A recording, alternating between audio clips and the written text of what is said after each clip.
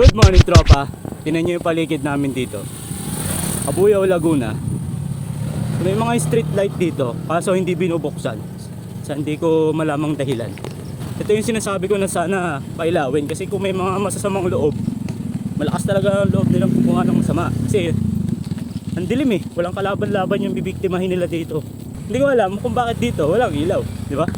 Pero yung main road tulad nun, papakita ko sa inyo, may ilaw. Kaya yung mga motorista tulad ko, nagmumotor, nagbabike, natatakot. Siyempre natatakot ako para sa kaligtasan ko. Uwi ako, papasok ako ng madilim. Nako, nakakatakot yun. O, tingnan naman dito, may ilaw na.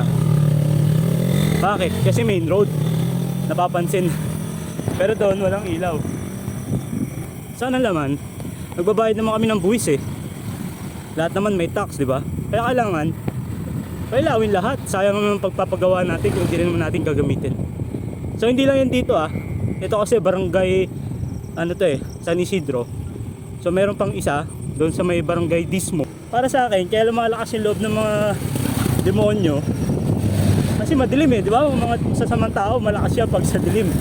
Yung mga aswang, mga demonyo, malakas yan sa dilim. Eh kung may ilaw yan, mahina sila. Kitang-kita yung itsura nila, kitang-kita yung mga gagawin nila. Alam ko, hindi lang ako nakakapansin.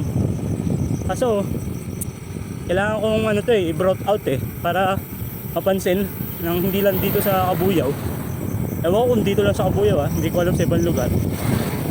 Na sana, pailawin lahat ng ilaw para maliwanag. Para safe, di ba? Safe ang lahat. Safe yung mga mamamayan, yung mga nagbabike, nagmumotor, lahat ng gumagamit ng kalsada. Sana yung video na to makarating sa dapat makarating. Kasi bilang isang mamamayang Pilipino, deserve natin na maganda yung serbisyo, di ba? Para sa mamamayan. Nandito na tayo, papasok na tayo ng barangay Dismo. So ito pa yung isa sa sinasabi ko. Dito may ilaw pa. Pero ito, papasok na tayo ng barangay Dismo. Ganito na siya kadilim. May mga street lights yan, pero hindi gumagana. Hindi ko alam kung bakit. So mangyayari yan, may ilaw lang kapag may mga dadaang sasakyan. Pero once na wala nang sasakyan, yan, ganyan kadilim. Ilaw na yan, sa company yan. Dito sa may Del Monte ata yan. Yan. So isipin mo, kung mayroong mga masasamang loob, ayan o, ang dami nilang pwedeng pagtaguan. Tapos bubulagain ka na lang. Ayan o. Diba? Daming street lights niyan. Nasabi ko yan kasi nung binuksan to, nandito pa si Mayor nun, na-vlog ko to. Kaya tuwan-tuwa ako, sabi ko, yes! Meron ng ilaw ang barangay Dismo. Hindi ko alam kung may putol lang ba na linya o may problema yung linya. Pero hindi ko maintindihan eh. Hindi ko alam kung kailangan ko bang i-vlog to. Pero para sa akin, benefit ng lahat ng tao kapag naging maliwanag ulit yung mga kalsada. Hindi lang naman to for the sake of content.